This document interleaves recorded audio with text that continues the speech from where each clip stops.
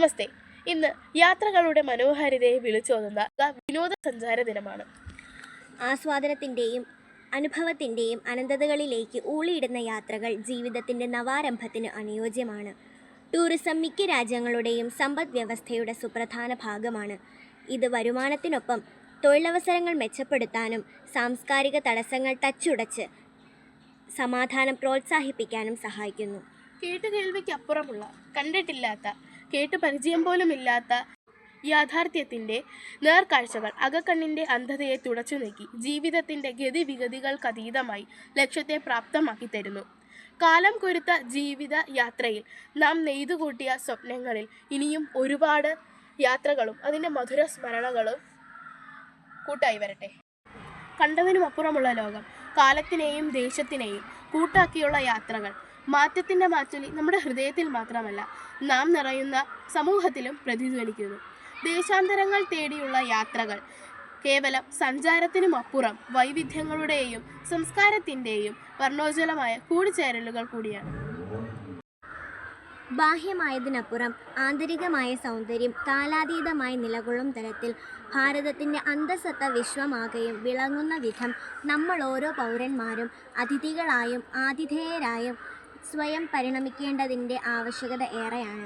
ഭാരതീയ വിനോദസഞ്ചാരികളെ ചില രാജ്യങ്ങളിൽ രണ്ടാം തരമായും മൂന്നാം തരമായും പരിഗണിക്കുന്നതായി ചില യാത്രാവിവരണ കുതൂഹികൾ പരാമർശിക്കുന്നത് നമ്മളിൽ പലരും കേട്ടിട്ടുണ്ടാവും. പറഞ്ഞിട്ടുള്ള അല്ലെങ്കിൽ സഞ്ചാരി ഡയറി ഗ്രൂപ്പിൽ ഒരു അനുഭവം പങ്കുവച്ചിട്ടുണ്ട്. പല വികസിത നാടുകളിലും ഇന്ത്യക്കാർ കൂട്ടമായി ടൂറിസ്റ്റുകളായി എത്തുന്ന ഹോട്ടലുകളിൽ അവർ ഇന്ത്യക്കാരെ നിരീക്ഷിക്കാൻ വേണ്ടി ആളുകളെ സ്റ്റാഫിനെ വെക്കാറുണ്ട്. പ്രത്യേകിച്ച് റെസ്റ്റോറൻറ്റുകളിൽ പൗരബോധമില്ലായ്മയുടെ മാത്രമല്ല സംസ്കാരശൂന്യതയുടെ പ്രതിഫലനങ്ങളാണ് പലപ്പോഴും അത്. അതിൽ പോലും ഞാൻ ഒരു ദിവസം ബ്രേക്ക്ഫാസ്റ്റ് കഴിക്കാൻ ചെല്ലുമ്പം ഇന്ത്യക്കാർക്ക് വേണ്ടി റിബൺ കെട്ടി വേർതിരിച്ചൊരു ഭാഗത്തായിരുത്തിയിരിക്കുന്നത്. കാരണം എന്തറിയാമോ, ബുഫേ വിളമ്പുന്നിടത്ത് വിദേശികളും ഇന്ത്യക്കാരും പല നാട്ടുകാരും എത്തുന്ന സ്ഥലമാണ്. ആദ്യം എത്തുന്ന ഇന്ത്യക്കാർ പ്ലേറ്റ് നിറയെ ആവശ്യമുണ്ടെങ്കിലും ഇല്ലെങ്കിലും കുത്തി നിറച്ചെടുത്തുകൊണ്ട് പോവാണ്. ഒരിടത്ത് ഒരു ബോർഡ് വെച്ചിരിക്കുന്നത് നമ്മളെയൊക്കെ നാണം കെടുത്തുന്ന മട്ടില്ല, നിങ്ങൾ ഭക്ഷണം വേണമെങ്കിൽ എടുത്തുകൊണ്ട് പോയിക്കോളൂ, സ്പൂണും ഫോർക്കും അവിടെ വെച്ചേക്കണം ദയവ് ചെയ്ത് എന്ന്. ഇന്ത്യക്കാരുടെ തൊലി ഉരിഞ്ഞു പോകുന്ന ബോർഡല്ലേ അത്. ഭക്ഷണമായാലും ഭൂവിഭവങ്ങളായാലും അമിതമായി എടുക്കുന്നതല്ല, മിതമായി എടുക്കുന്നതാണ് ഉചിതമെന്ന് നാം നമ്മുടെ വരും തലമുറയെ പറഞ്ഞു പഠിപ്പിച്ചു കൊടുക്കണം. ആ അറിവ് സ്വായത്തമായാൽ കാലദേശങ്ങൾക്കതീതമായ നമ്മുടെ സംസ്കൃതിയെ, പൈതൃകത്തെ അതിൻ്റെ യഥാർത്ഥ രൂപത്തിൽ വിളിച്ചോതുന്ന ഭാരതീയ കർമ്മസേവകരായി അവർ സ്വയം മാറ്റപ്പെടും. യാത്രാവിവരണങ്ങൾക്കും വ്ലോഗുകൾക്കുമായുള്ള കേവല പ്രദക്ഷിണങ്ങളാകരുത് യാത്രകൾ. ഓരോ ദേശങ്ങളിലും പാലിക്കേണ്ട സാമാന്യ മര്യാദകളും അവിടുത്തെ സംസ്കാരത്തിൻ്റെ പ്രത്യേകതകളും പ്രാധാന്യങ്ങളും ഉൾക്കൊള്ളിച്ചുകൊണ്ടുള്ള അവതരണം.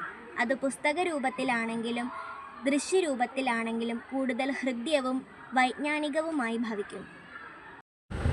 വാക്വിലാസങ്ങൾക്കതീതമായ പ്രപഞ്ചത്തിൻ്റെ നിഗൂഢ സൗന്ദര്യ സമ്പത്ത് അതിൽ ചിലത് ഭൗതികമായും ആത്മീയമായും സ്വന്തമാക്കാൻ പ്രകൃതിയുടെ മടിത്തട്ടിലൂടെയുള്ള മർത്യൻ്റെ യാത്രകൾക്ക് മനുഷ്യകുലത്തോളം തന്നെ പഴക്കമുണ്ട്. അതിനുത്തമ ദൃഷ്ടാന്തങ്ങൾ വിവിധ സംസ്കാരങ്ങളിലാക്കി ഇപ്പോഴും നമുക്കിടയിൽ നിലകൊള്ളുന്നു. വശ്യമാസ്മര ഭൂമിക തേടിയുള്ള മനുഷ്യൻ്റെ പ്രയാണങ്ങൾ ഇനിയും തുടരട്ടെ.